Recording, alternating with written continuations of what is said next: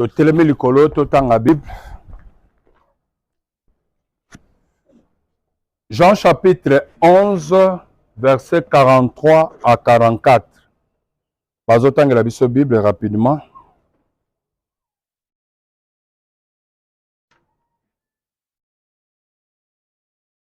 Jean chapitre 11, verset 43 à 44. Que dit la parole de Dieu?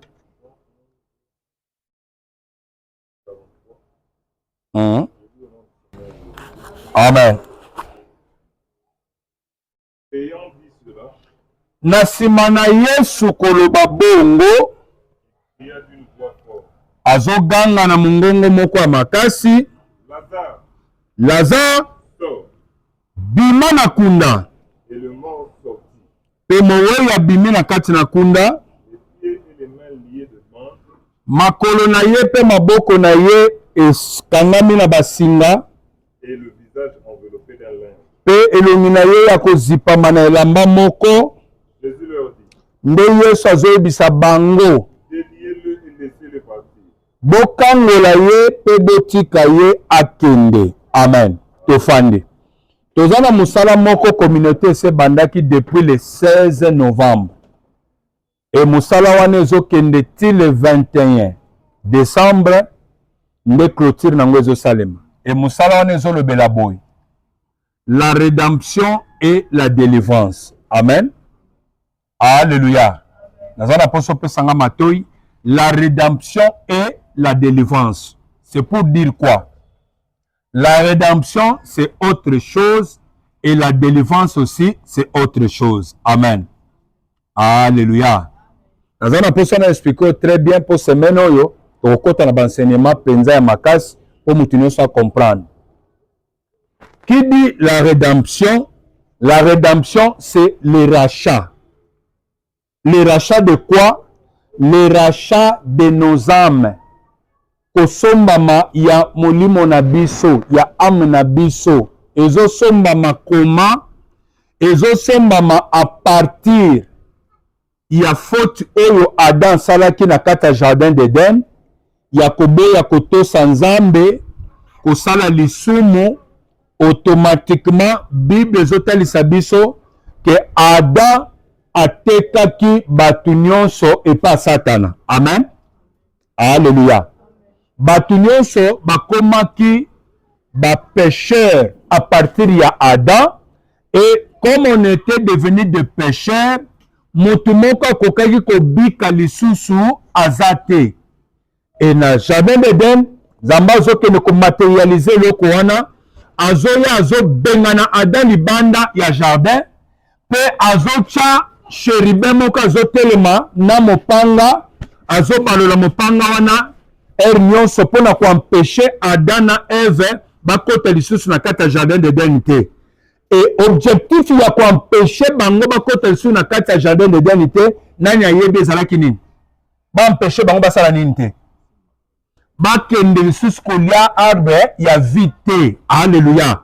L'arbre de vie ezokende kotalisa présence nani ya kolo Yesu Christ. Azoloba ye moko aza nzete na bomoi. Alléluia. Cet arbre de vie ezalaki na kati ya jardin d'Eden, que soki Adam na Eve bazongaka balia lisusu nzete wana, c'est que bango bavivre lisusu éternellement. Or bango si basumuki bakotisi vie à péché kati na bango, Bible ezoya koloba, tous ont péché, sont privés de la gloire de qui? De Dieu. Tous ont péché par qui? Nous tous, nous avons péché par Adam. C'est-à-dire nous tous, mutu nyonso azobotama na mokili, azozala pécheur à partir ya Adam. La personne en a très bien. Mais le salut ou soit la justification, ezoya na kati ya vie ya batu nyonso à partir ya sacrifice ya kolo Yesu Christ. C'est-à-dire en Adam, nous sommes condamnés par le péché. En Jésus-Christ, nous sommes justifiés pour le salut. La personne en très bien. Alors, mutu nyonso azobotama, oyo nana ndimeli Yesu te, automatiquement, c'est un pécheur. Nazo kabela biloko mibalo oyo po bo comprendre yango. Nazo lukana expliquer rédemption et la délivrance. La rédemption mutu nyonso azondimela Yesu azala mokonzi mpe mobikisi na ye ekokomi mwana na Nzambe né de nouveau. C'est ça la rédemption. Je vais expliquer d'étape en étape. C'est ça la rédemption. C'est-à-dire mutu wana aza sauvé, azu le salut éternel, azu le biko. Mais pour le salut, Nzambe apesa Yesu apesaki kaka salut ya vie éternalité. Yesu apesaki ba salut mibale, apesi salut ya centuple sur la terre, apesi pe salut ya vie éternelle. Et salut ya centuple a démontré en un jour. Pierre azotuna ye, totiki nyonso, tozolanda yo, tokozwa nini? A réponda bango, mutu moko ta tiki nyonso mokili. Pe alandi ngai, bongo na siècle oyo, azanga kozwa le centuple, bolamu ya sa mabele, et puis na siècle à venir, azwa vie éternelle. C'est-à-dire, musala kolo Yesu Christ asalaki na ekulusu, ezopesa biso sali mibale, ezopesa biso sali ya kovivre nango na se na mabele ozala na vie ya malamu, mpe ezopesa biso sali éternel kokomi mwana na Nzambe. C'est pour te dire que kotikala na sensi kaka ya makambo Nzambe te, mpo na yo eza kaka lola, mais na se na mabele ozovivre ba condamnation. Non, c'est pourquoi ozomona na inspiration Nzambe apesi papa azopesa teme nini la différence entre la rédemption et la délivrance. Qui dit la rédemption, c'est le salut ya âme ya mutu, que mutu abika comme lisusu mwana na Nzambe. Mais pour mutu abika comme lisusu mwana na Nzambe, ça na d'étape oyo elekanaka. Alors à partir ya Adam lokola tokomaki ba pécheur, bato nyonso bazobotama na mokili bazalaki condamné comme des pécheurs. Mais quand différence ezosalema comment? Na bato bandimeli bakomi bana na Nzambe, écoutez-moi très bien. Yo muto ndimeli okomi bana na Nzambe, na semaine na kofungola ngombe na soki leka apasa. Bana yo zobota, bana na très bien. Bana yo zobota, à partir na yo moboti oyo za mwana na Nzambe, automatiquement mwana ya za nano na âge ya responsabilité te. Ndenge bana biso baza bana mike, ata si il arrivé que mwana wana azokufa sikoyo, ata soki osalaki mare ne, ata soki mwana wana na minute oyo operdre ye, mwana wana aza sauvé, mais aza sauvé à partir ya kosambela na yo. Na bito so comprendre nga bien. Na bito so comprendre nga bien. Soki arrivé lelo, nenge bana na biso bazana na mikeboy, bazana na agité ya bango ko s'engager na Yesu. Alléluia. C'est-à-dire à partir na biso bazobika protection ya bana na Nzambe, pe bazobika identité ya bana na Nzambe. C'est-à-dire ata soki akufi sikoyo akozala sauvé à cause ya nga moboti. Mais arrivé na âge oyo ezosenga ke ye moko sikoyo akota en relation na engagement na Yesu Christ po bible ezoyo ba le salut est individuel, oui ou non? C'est-à-dire ya l'âge oyo kesenga sikoyo mwana na nga ndenge bandi koyeba kokabola mabe na malamu, il faut ye mpe sikoyo akota na engagement ya kondimela Yesu azala mokonzi mpe mobikisi na ye. Nde azokota sikoyo na alliance mpe ya ye na nani na Nzambe. Mais kobotama déjà à partir na nga, automatiquement ezopesa ye couverture ya bonzambe. Pourquoi po aza nanu mwana moke? C'est pourquoi moboti nyonso bino mbosolo na nga na ntongo awa konéglige kosambela na yo te, kozwa ngo à la légère te, parce que ezocouvrir na mwasi na mwana. Bible ezoloba boye, soki moboti moko aza mwana na Nzambe, moboti mosusu na bana bazozwa couverture ya bonzambe à partir ya moboti wana. C'est-à-dire okoko kozala bozalaki bapagano mibale, mais moko aya ndimeli Nzambe. Oyo ndimeli Nzambe, Bible ezoloba l'autre là azokende kokomaka sanctifié à partir ya état ya moninga na ye. Et bana na bango Bible confirme bazobotama mbala moko ba sanctifié à cause ya état ya moboti oyo andimeli Yesu Christ. Quelle garantie? C'est ça les avantages de la rédemption. Je vais prêcher sur ça. C'est ça l'avantage de la rédemption.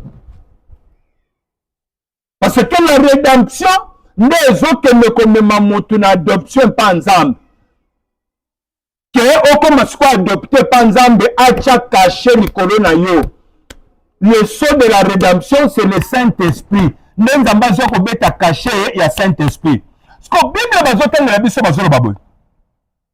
Ayant dit cela, il cria d'une voix forte. Lazare sort. Oh mutazo crié eza kolo Yesu. Azobenga Lazare. Lazare bazobenga azana esikanini. Lazare azana kati cimetière asa kufaki, ça fait combien de jours? 4 jours. Alléluia. 4 jours mutasa kufa. Mais Yesu azoya azobenga ye na kati kunda, lokola mutu moko atelemaki ne quelque part. Lazare sort. Mais oui, abimi na kati kunda aye pa na Yesu. Tolobaki elingi kotalisa nini? Elingi kotalisa la rédemption, le salut, le biko. C'est-à-dire quoi? Kobimisa Lazare na kati na kunda. Mutu nyonso asa kufi. C'est que mutu wana azali susu na kondimate aloko moko te. Oui ou non? C'est que mutu wana azali susu na connaissance aloko moko te pe aza na kondimate po aza kokufa. Et tokende ko expliquer ngo eza exemple. Exemple ya batu nyonso baza libanda bazo sambela te. Bato nyonso bandimeli Yesu te. Bato nyonso baza libanda ya église basambelaka te. Tango Yesu abengaka bango Lazare sort. Bato wana pe bauti na libanda Yesu abengi bango baye na kati na église.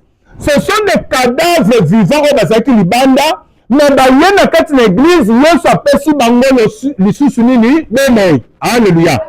Ça dit kokoma na kati na église bakomi siko bana na Nzambe ndenge toye. Malgré bakomi bana na Nzambe, Bible ezotalisa signe moko ezolandisama ya mibale. Signe wana eza nini? Bakomi na bango bana na Nzambe, ndenge yo bakomi mwana na Nzambe oza na église. Mais Yesu azoloba boye. Les pieds liés et les mains liées. Et le visage enveloppé de linge. Malgré baye na église, malgré bakomi na kati na église, mais bazokuta vina bango oyo ase na mabele eza lié et condamné. Alléluia. C'est-à-dire étape ya mibale bazotalisa soki rédemption esalemi étape ya mibale Bible ezotalisa biso Yesu azotalisa nini? Bolukela bato oyo la délivrance. Pourquoi bazwi kaka maboko makolo pe batie le visage enveloppé de linge? Maboko eza misala ya motu nyonso asalaka na se na mabele. Oui ou non? Misala nyonso tozosala baaffaire tout eza misala maboko na biso. Makolo eza po soki osali misala eza makolo permetaka tosala nini? Makolo permetaka biso to avancer, oui ou non? C'est-à-dire nyonso tokoki kosala motu moko asalaka mosala te mpo mosala wana etikala kaka esika moko. Tozoteka oza na mposa commerce mat. Tozosala misala oza na mposa bapromotion. Ozosala baaffaire oza na mposa baaffaire me mata ekoma mpe ebele. Soki ozokuta avancement nde batalisi makolo mpe eza nini lié. C'est-à-dire moto alimela ye na église. Nazolinga bo comprendre la différence wana ya la rédemption et la délivrance. Malgré ye na église, c'est ton âme qui est sauvée, c'est ton esprit qui est sauvé. Ozongi lisusu na état ya Adam ndenge azalaki na jardin d'Eden, c'est-à-dire azalaki mwana na Nzambe. C'est-à-dire tozwi lisusu grâce kolo andima biso tokoma bana na ye. Mais ato komi mwana na Nzambe oza na église. Tikala koyeba ke makila famille oyo ye nango. Makambo nyonso oyo osalaki. Masumu nyonso esepezaki likolo na yo eza condamnation mobimba oyo ozoya nango ntina kati na église. Maintenant église ezozwa charge ya kokende koluka délivrance ya bato wana mpo bisika nyonso bato babotami baza na babitumba oyo ezoliye bango. C'est clair? C'est clair? La rédemption, bref, c'est quoi? Dans la position réponse na bino. Papa yote, nazo tuna bango nyonso. S'il faut au kabola la délivrance et la rédemption. Rédemption au lobanini. Si vous comprenez en gros c'est que zéro. Rédemption zanini. C'est le rachat de nos âmes. Qui a fait ça? Le sacrifice de Jésus-Christ sur la croix. Les sombi biso na maboko satana pour tozonga lisusu propriété na ye, tozonga lisusu bana na ye. C'est-à-dire le rachat oyo ezosalema ya rédemption eza lobiko ya molimo mutu mpo mutu akoma mwana na nzambe. C'est clair? Maintenant bato bazalaka bana na nzambe bazalaka na bitumba te, bazalaka na baproblème te, bazalaka na makambo etungisaka bango te. Même Pierre baluka ba délivrance te, même Paul baluka ba délivrance te, elongolaki bango mwana na nzambe.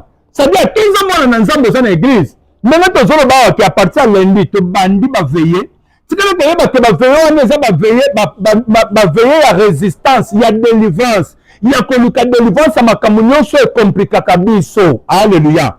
Ya baka nyonso difficile e résister na bavi na biso nde yango tozolukela yango délivrance. C'est-à-dire toza mwana na nzambe elongoni likambo ya délivrance te na vi na yo. Kolanda l'église ozoloba te ke si quelqu'un est en Christ, hein, il est devenu une nouvelle créature. Voilà, toutes choses anciennes sont passées. Mais nous avons un sens à délivrance. Non, non. Ils ont un sens à délivrance. Ils ont un sens, il y a étant boneli, il y a que l'on a vu de péché. Dès qu'on est chapitre 5, 27, 17, 1. Ils ont un étant boneli, il y a que l'on a, un étant boneli, il y a que vu de péché, que l'on a ce qu'on y est soit zolinga. Mais nous, on va dire que pour bimeli dans ma famille, il y a un chef coutumier. Pour bimeli dans ma famille, il y a un divorce. Il y a un divorce. Mais automatiquement, délivrance soit les salami. Non, c'est pas ça. Alors, si nous réussissons que Kambola Binoko nous balé, n'est que ça là que nous pouvons saluer la rédemption yangoyo, et délivrance, oh, c'est le Luka yangoyo. Alléluia. Alléluia. Je peux encore poser la question. La rédemption, c'est quoi? La rédemption, c'est quoi? Na mukuse.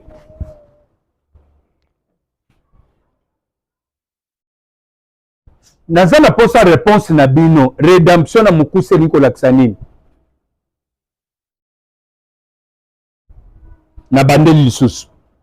C'est le bosomba, le rachat de nos âmes. Bosomba mi ya molimo na biso pona zonga kokoma lisu mwana na nzambe. Amen. Et pona koma mwana na nzambe bazoloba le sceau de la rédemption caché ya bosombami, c'est le Saint-Esprit. C'est-à-dire pour Saint-Esprit kota pa na ngai eza na procédure mobimba, oui ou non? Et puis vous comprendre. Bon, na keneka na mateya et debino. Jésus dit, Lazare sort. Le mort sorti peut mourir yeti a comme la présence à Jésus. C'est ça, non? Et ça peut nous dire que tu es église, tu comme semble à tous abana nanzam. Mais malgré que tu es église, tu comme semble à tous abana nanzam. Et petit cité étape à mi balé au lieu sans zoloba. Bon, je m'en ai que azalié, bon de lier pour asalanini à avancer. C'est que ce qui m'a délivré ce quotidien dans ma vie na biso. Même dans le commerce, moyen avancement salema exacté.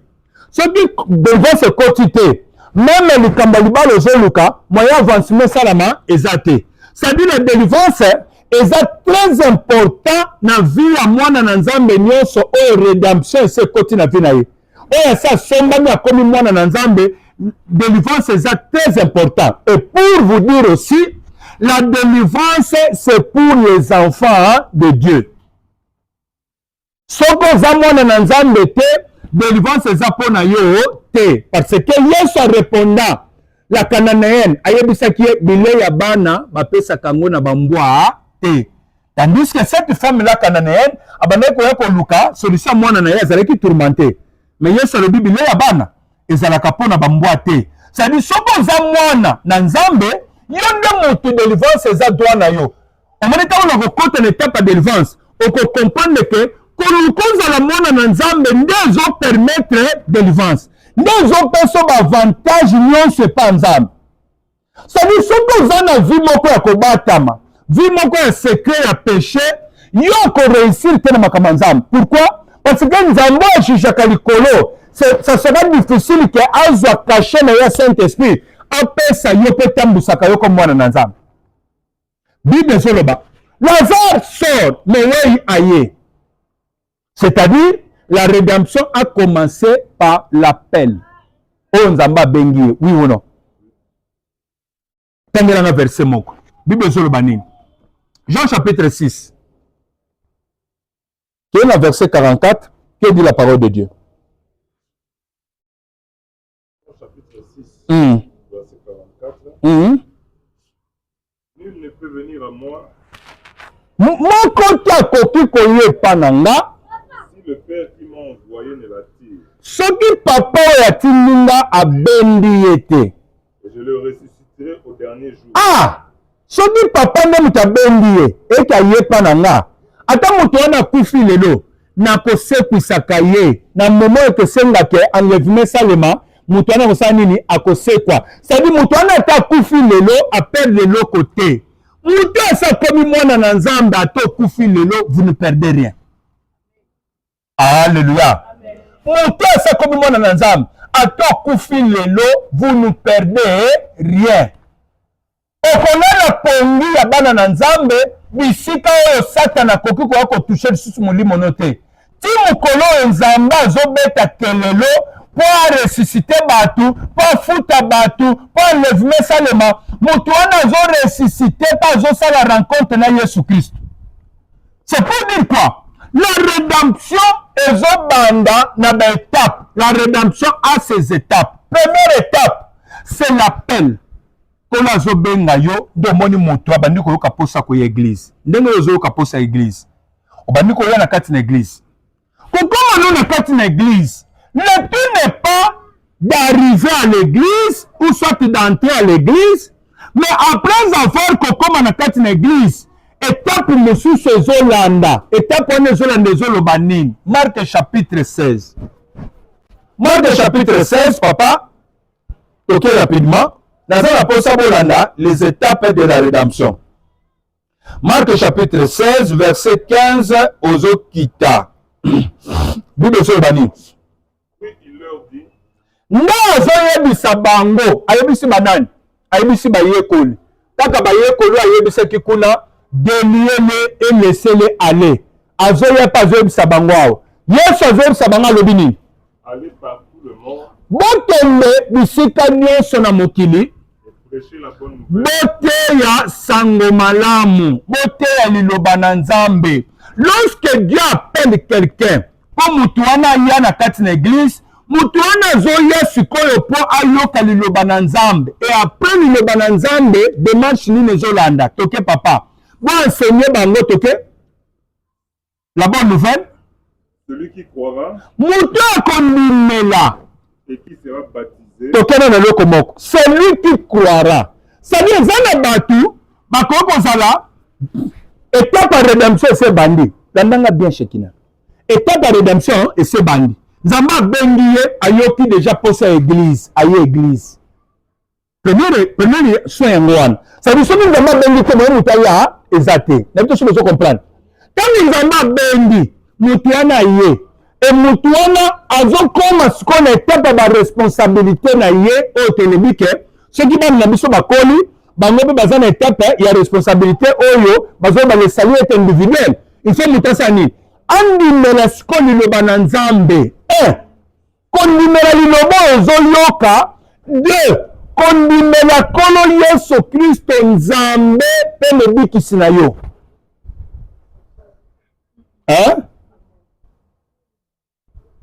malembe. C'est ça la possible de comprendre. Nalobi nini? Kondimela lilobo yozoyoka. Eza na batu baye bazondimela liloba ndenge te yami andimi yango amen. Amen. Alobi oui nandimi yango pona salela yango. Mais bato ebele défaut na bango esimbami place nini? Soki foi na yo et parvenir à comprendre que c'est le Seigneur Jésus-Christ qui est le Dieu tout-puissant, ou qu'on va bloquer quelque part la rédemption. Dans un exemple, dans l'église, nous sommes tous les gens au Kokuta, ils ont mélangé prophète na Yesu. Vous voyez bien que prophète na bango na Yesu. C'est-à-dire déjà comparaison au bozocha. Donc automatiquement moyen Yesu se manifester kati na bino ezate. On a makambo na nzambe c'est Yesu nde central ya makambo nyonso. Il est au centre. Donc bokoki ko négocier na eloko moko te. Na biso besoin na très bien. Soko tene ba église mususu bazozwa kolo Yesu Kristo lokola mwana. hein, le fils. Pour bango il n'est pas père. Boyebi ba église wana. Na kotanga ba kombo te ponga caméra ezo filmer ngai. Ba ya osami sangala ba parquet. Ba église wana pona bango bazolo ba azaka mwana. Ya azaka te. Biso to sambela katata. Boyebi bango te hein? Biso sambela katata to ko sambela yete. Déjà pour la batuane Emmanuel, vina bango eza bloqué. Processus à rédemption eza bloqué. Amen. Bateau na koki kozwa caché la rédemption. Le Saint-Esprit en est. Eza bateau fond na bango faut kende ko comme na niveau à comprendre que j'ai pris Jésus-Christ de Nazareth et c'est lui le véritable Dieu et le Dieu tout-puissant. Biloko na lobi boza mikolo bokota na l'église boyebi différence wana. Beaucoup de batu mosusu bazolo bakazaka prophète, hein? Azaki prophète nzambe. C'est tout bino bozo kwa nzambe azaki prophète. Batu nyonso batikali na ba qu'est-ce que c'est wana, hein? Ba limiter place wana. Batu wana eza difficile que kolo Yesu Kristo aya na kati na bango pe afanda. Pourquoi? Parce que Jésus-Christ en chair et en os, c'est lui-même le Saint-Esprit. Hein? Vous comprenez? Est-ce que vous comprenez?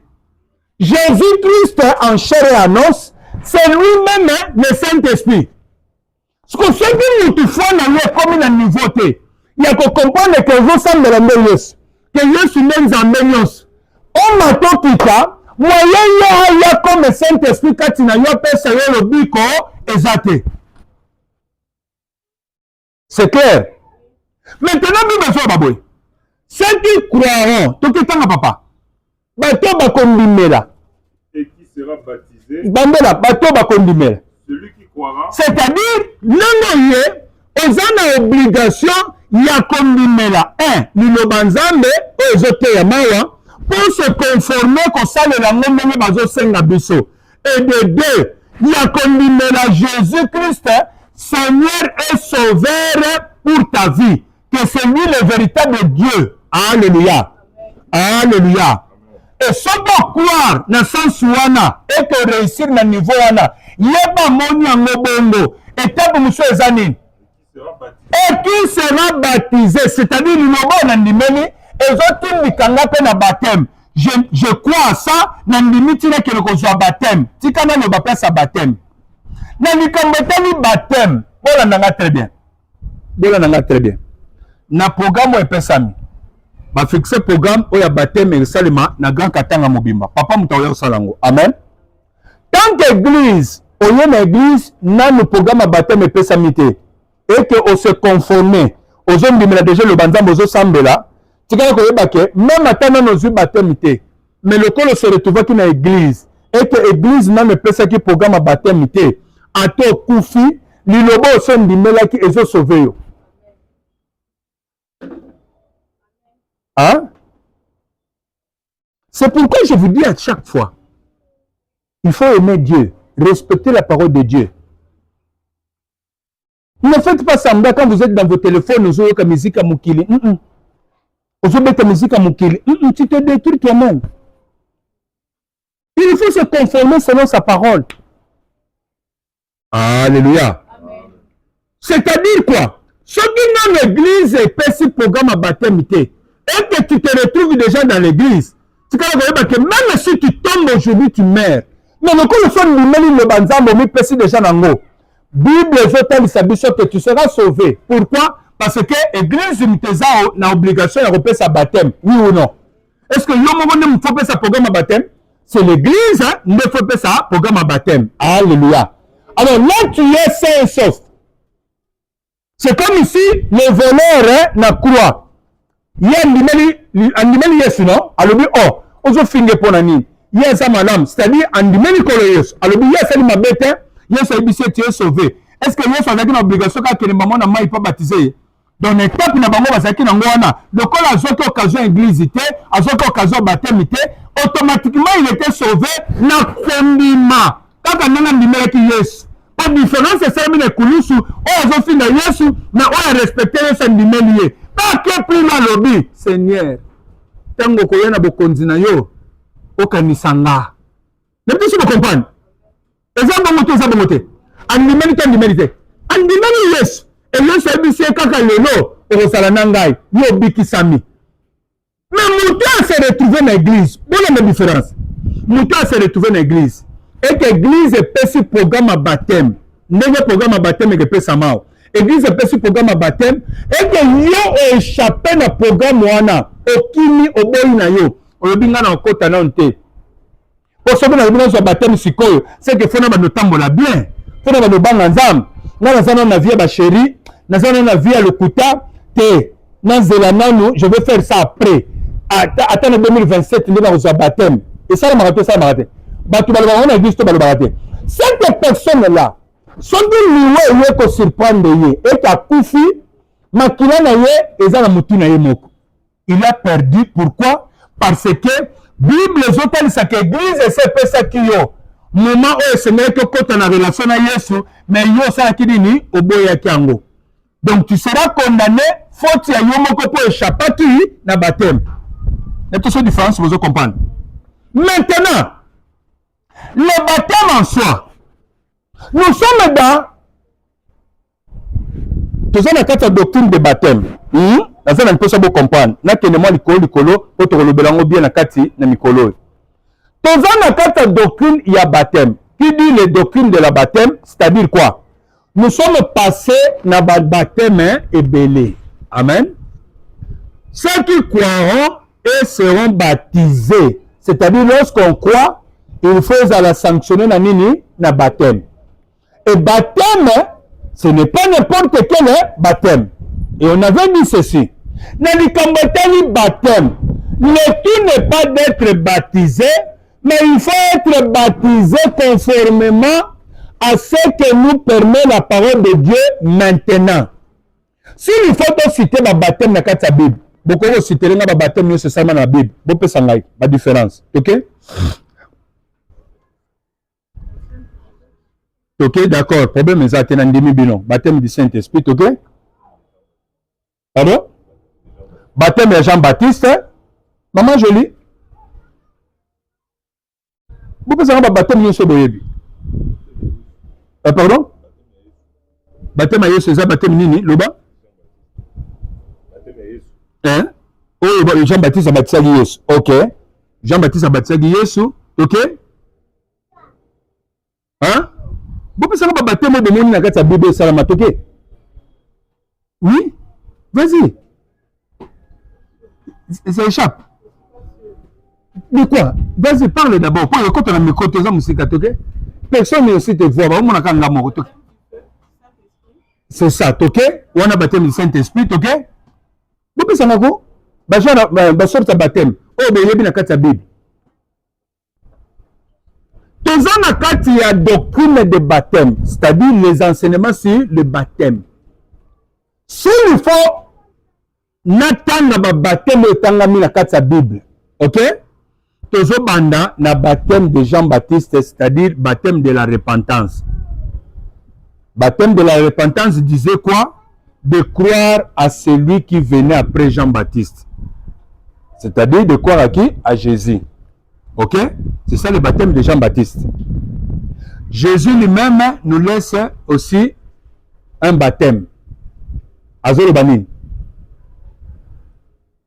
Vous ne vous souvenez pas? L'église, monsieur, c'est ça la rangote. Ce que l'église a mis comme une et ça la rangote.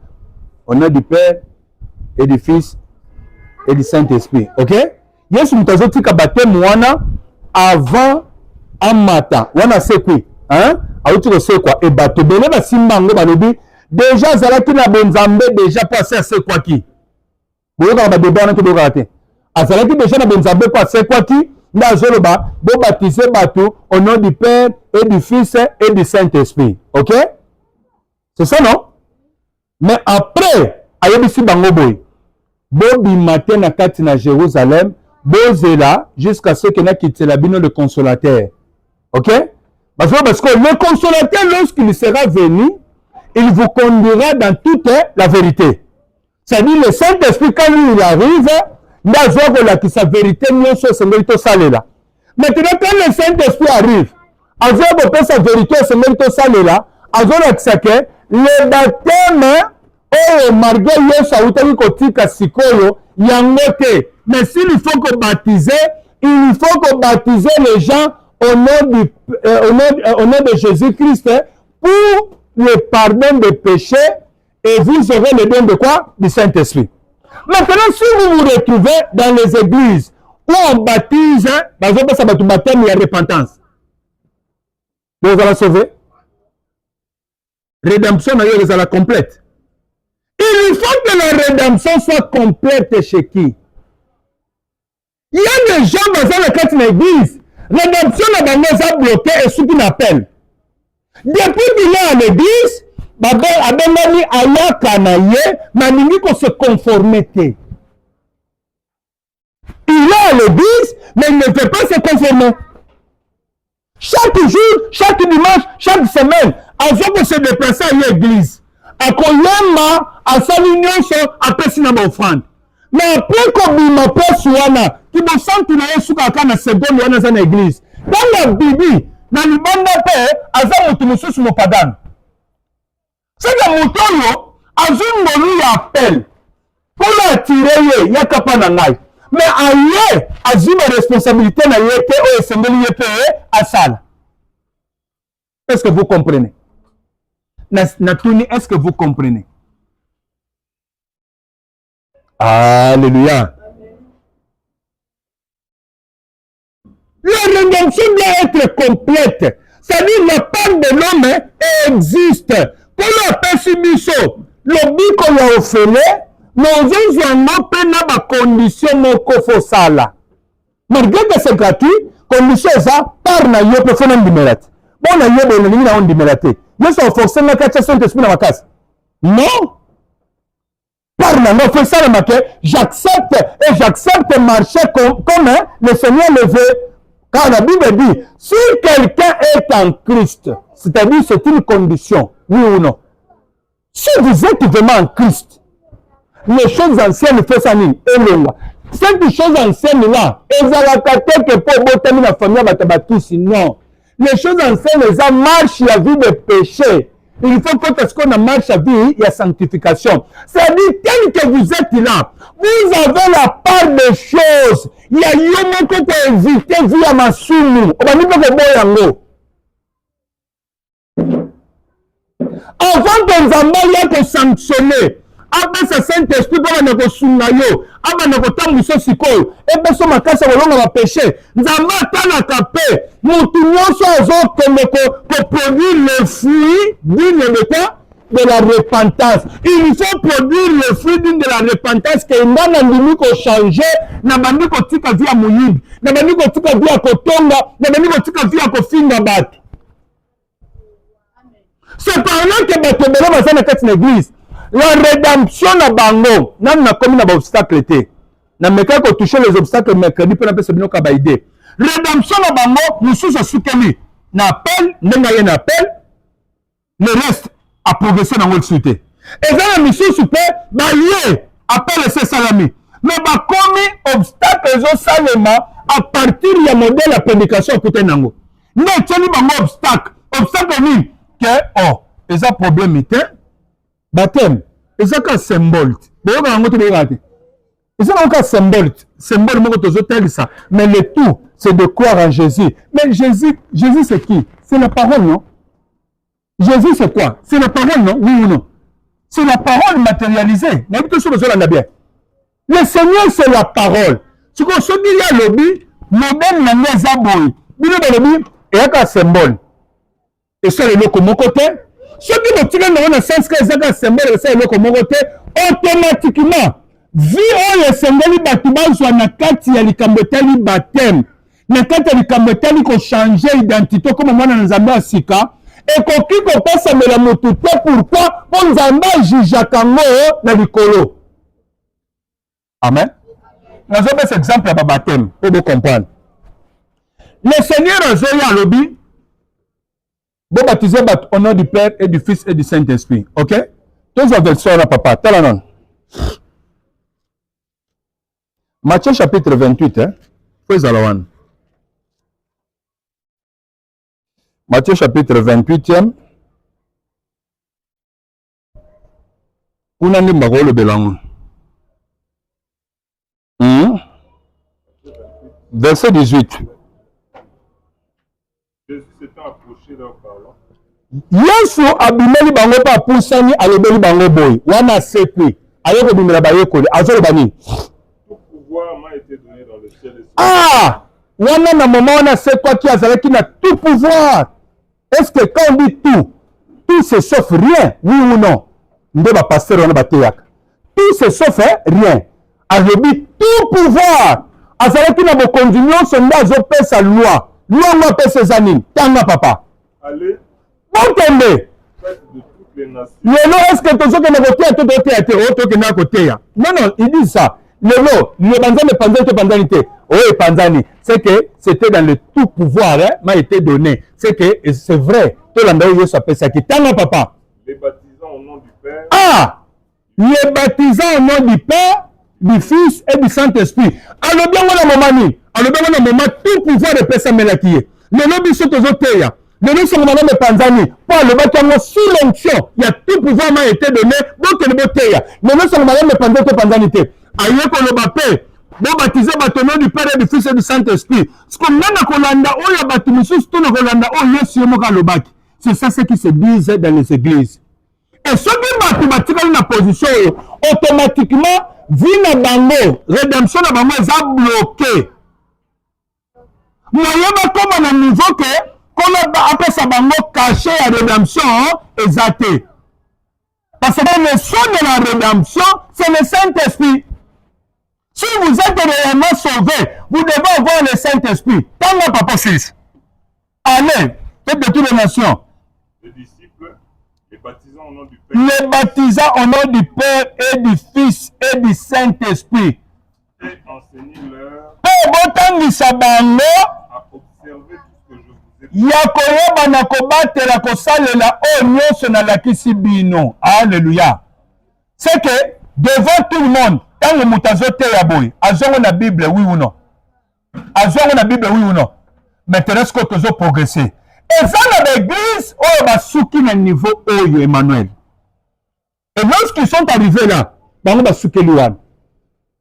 Batuna bango moye baza la sauver, ezate. Ok? Ce que tu as là, na bino, ce qui na Bible, tango oyo pesa miol. Ce qui ba salela ki onga ta place moko, ba salela ngote. Pourquoi? Pourtant, on peut faire bango, mobeko oyo. Bazokende na bango ti na montagne pour ça nini a voyager mata ke ndolola. Mais tant bazokoma azopesa bango loi mususu. Loi azopesa bango zanini. Acte des apôtres. Acte des apôtres premier verset 8 bazobani. Acte des apôtres chapitre 1er. OK, verset 8 ka papa. Babana ko tambola, bazotambola bazosolola. OK? Mais vous recevrez une puissance. Hein? Le Saint-Esprit survenant sur vous. Hein? Et vous serez mes témoins à Jérusalem, dans toute la Judée, dans la Samarie et jusqu'aux extrémités de la terre. Azoyebisa bango soko zomona likolo ke babima te. Bazala toujours. Toke le verset 4. Comme il se trouvait avec eux, il est recommandant. De ne pas s'éloigner de Jérusalem, Bon, on a très bien. mais d'attendre ce que le Père avait promis. Azoyebisa bango, bon s'éloigner de Jérusalem te, bon zela, bon yamba oh papa alobaki. C'est-à-dire, asukaki kaka te, ya koyebisa bango te, bon baptisons nom du Père et du Fils et du Saint-Esprit. Mais maintenant, bazotambola kaka ti bakoma place pena komata, ayebisi bango, bo bima awa na Jérusalem te. Bon zela, bon recevoir le Saint-Esprit. Oh le papa lakaki, pour yango même te diriger bino. Et quand la Bible est maman, le Saint-Esprit, lorsqu'il arrivera, et Bible était plus loin. J'ai encore beaucoup de choses à vous dire, mais vous ne pouvez pas les supporter maintenant. Lorsque le consolateur, l'Esprit de vérité, sera venu, il vous amènera dans toute la vérité, car il ne parlera pas de lui, mais il me glorifiera. Aoyande kolobelanga.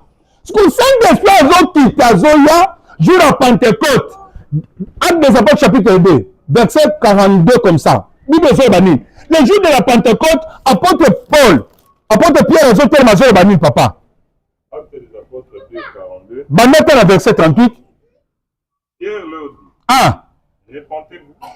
Bon changer, répentez-vous, bon changer position, ok?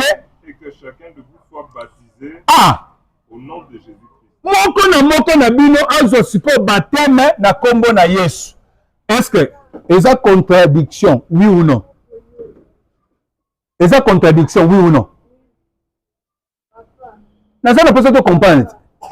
Kaka awa auto yebisa biso avant voyager que de lola. Bon baptisé au nom du Père et du Fils et du Saint-Esprit.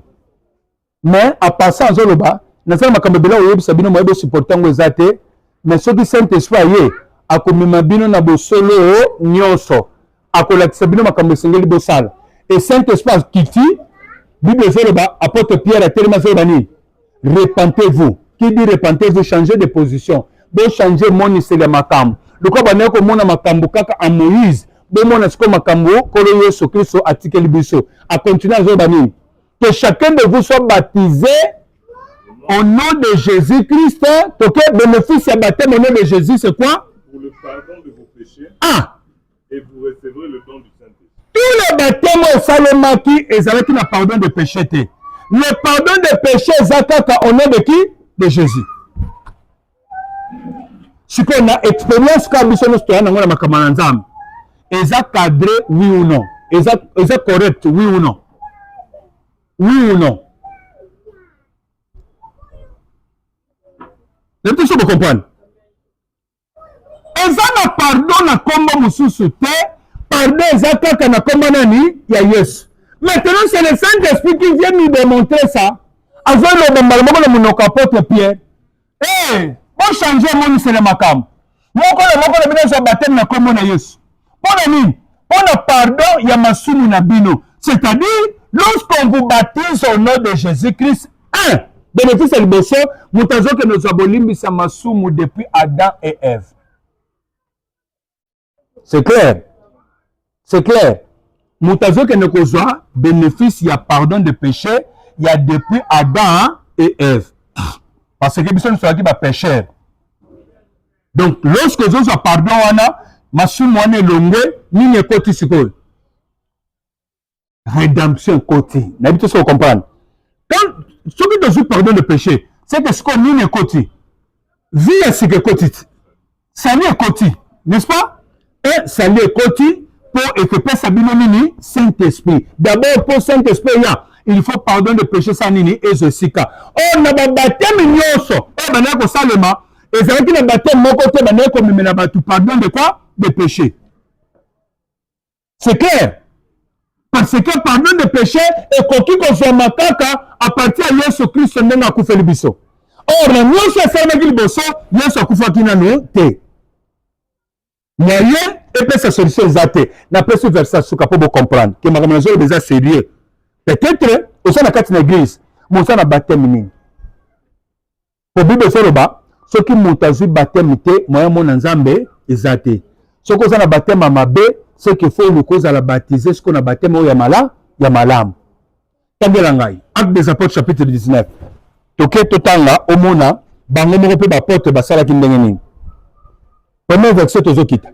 Pendant qu'Apollos était à Corinthe, Paul, après avoir parcouru les hautes provinces de l'Asie, arriva à Éphèse. Oui. Ayant rencontré quelques disciples, il leur dit, akutani na batu moko pe bazosambela bazolanda makambo ya nzambe okoki kosambela okoki kolanda mpe makambo ya nzambe okoki kosambela koza mpe na eglize me tikala koyeba ke nzambe atoye na eglize baprincipe na nzambe nde ekontaka. Alleluya, alleluya. Siko apôtre Paul aye a se retrouve na Corinthe akutani na batu moko siko azokuta bango malgré bazosambela mais il y a quelque chose qui manque. Bon, l'apôtre Paul démarche à Zossal. À Zossal démarche. Il leur dit, avez-vous reçu le Saint-Esprit quand vous... Moi, je trouve comme si Bino va recevoir le Saint-Esprit. Est-ce que Bino t'a dit qu'il y a un Saint-Esprit? Toi, papa? Ils lui répondirent, ici apôtre Paul Boy. nous n'avons même pas entendu entendu dire qu'il biso non toyoka te lisolo te ke ezalaka na Saint-Esprit moko boye. il dit Ayebisu bango. de quel baptême Ah, donc été soki bozobeta lisolo ke boyebi likambo ya Saint-Esprit te, mpo moto azwa Saint-Esprit elekaka na kanali mpe ya baptême. Soki nayeba nano bino bozwa baptême nini? Est-ce que ce matin nakotuna mpe yo ozwa baptême nini?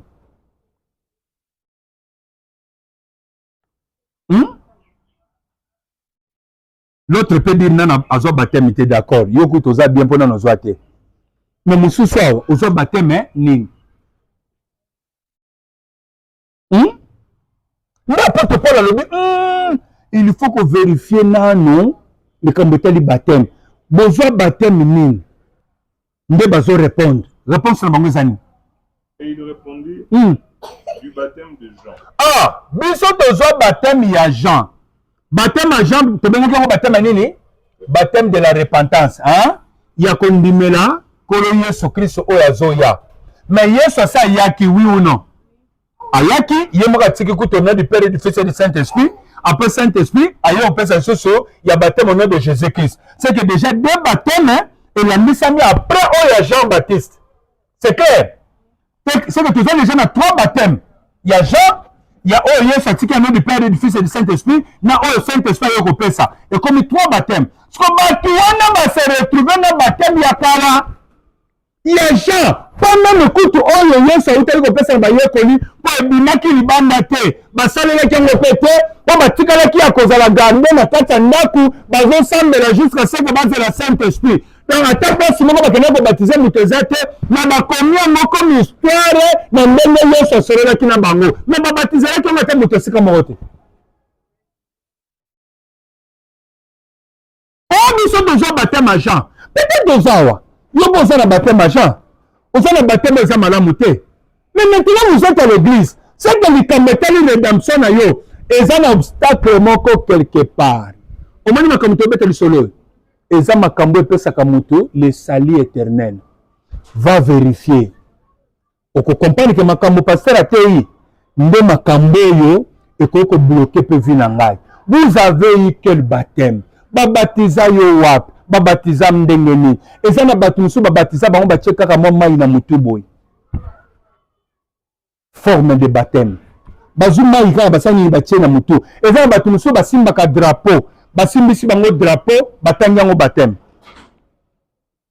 Mais eza bato mosusu basimbi drapeau batangi yango baptême. Mpona bango balobi eza kaka symbole. Kozala na église te, mais likambo etali rédemption eza complète te na vie na yo.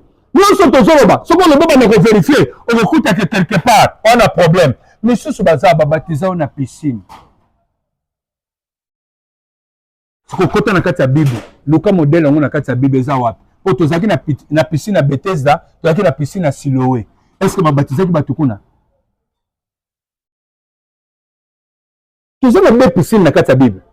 Piscine ya l'église à Salomon, c'est ça la piscine à Bethesda, hein, qui avait 5 portiques.